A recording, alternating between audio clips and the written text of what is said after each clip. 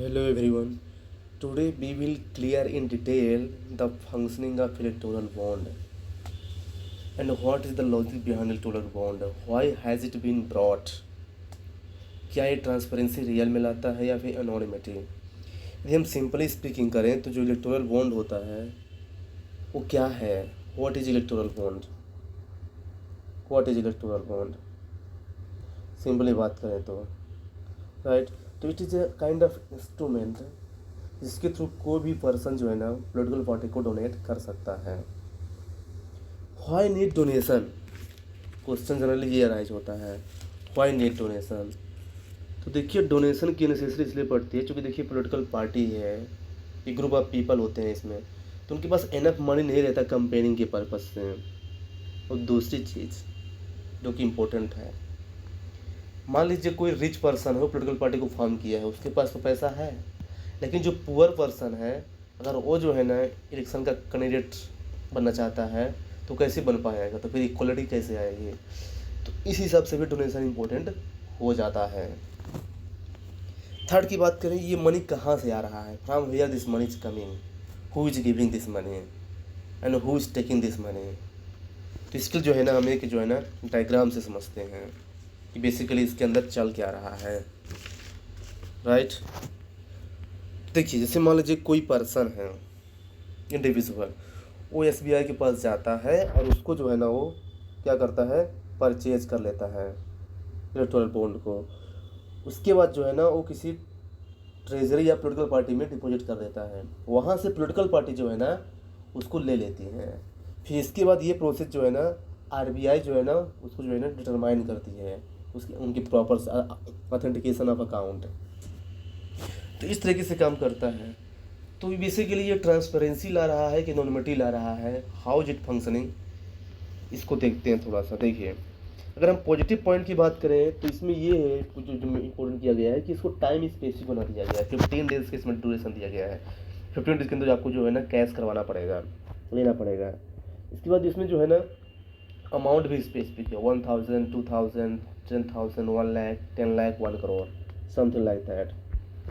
Third thing जो है ना इम्पोर्टेंट है, इसमें विक्टिमाइजेशन को जो है ना स्टॉप किया गया है। फॉर एग्जांपल जैसे मान लीजिए कोई इंडिविजुअल किसी पॉलिटिकल पार्टी को वोट देता है और वो पॉलिटिकल पार्टी पावर में नहीं आती है, तो अगर पता है इस पॉलिटिकल पार्टी को कि इसने जो है ना अपोजिशन को वोट दिया था, तो पर्सन का क्या होगा? विक्टिमाइजेशन होगा। उसको वो पर्सन जो है हरास किया जा सकता है और उसके फेवर में जो है पॉलिसी नहीं बनाई जा सकती है। फोर्थ थिंग, ये बहुत बोला जा रहा है कि ब्लैक मनी को जो है ना रोका जाएगा। कैसे ब्लैक मनी को रोका जाएगा? वैसे कि जैसे मान लीजिए इसमें जो है ना कैश को जो है ना जनरली जो है ना रिस्ट्रिक्शन लगाया गया है।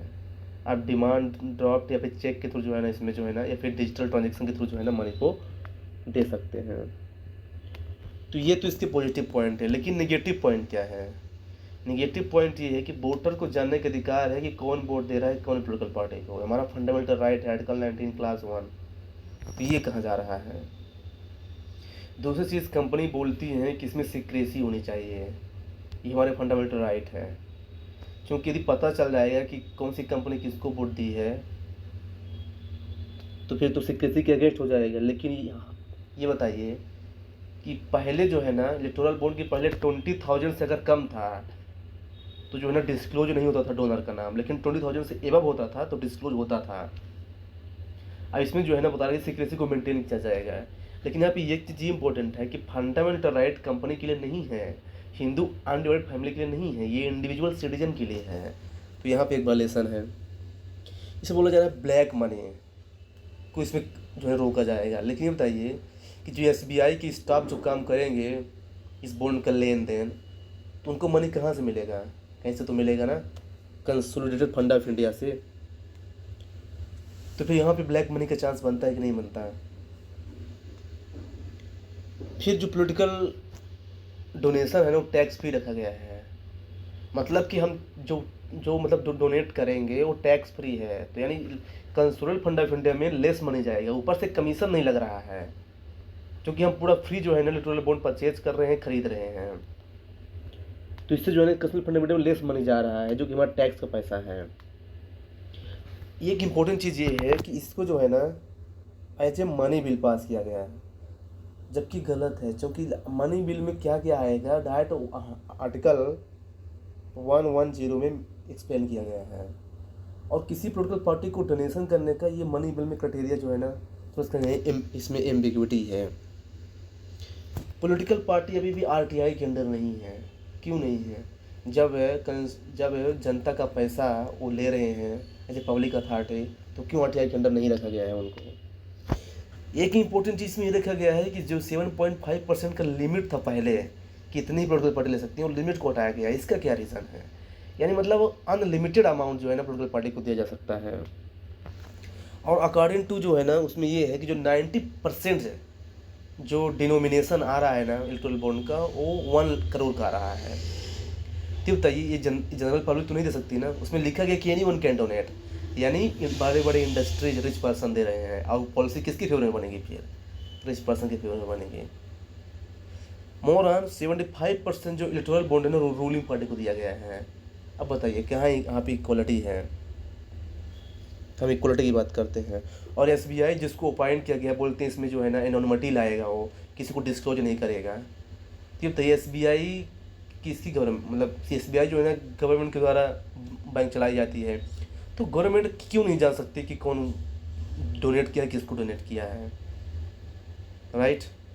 इसका अंदाज़ा इससे हो सकता है कि जो 75% जो है ना बॉन्ड है वो रूलिंग पार्टी को दिया गया है। तो अल्टीमेटली जो है ना, हम बात करते हैं ट्रांसपेरेंसी की, एक तरफ एनोनिमिटी की। कहाँ ट्रांसपेरेंसी है? इसमें ट्रांसपेरेंसी कहाँ है? और ट्रांसपेरेंसी और एनोनिमिटी एक साथ कैसे जा सकते हैं? तो अल्टीमेटली जो है ना, ये थोड़ा डिबेटेबल टॉपिक है। कैसे है ना, इसमें कैसे इम्प्रूवमेंट किया जाए, है ना। You can suggest me what should be the way forward, कि इसमें जो है ना कोई फ्यूचर में प्रॉब्लम ना हो। तो ये बेसिक जो है ना, इसको हम जो है ना क्लियर करने का ट्राई किए हैं कि ट्रांसपेरेंसी और अकाउंटेबिलिटी, ट्रांसपेरेंसी और anonymity, how can it go simultaneously. So this was basic background about electoral bond. Thank you for discussion. If you any doubt, please tell me.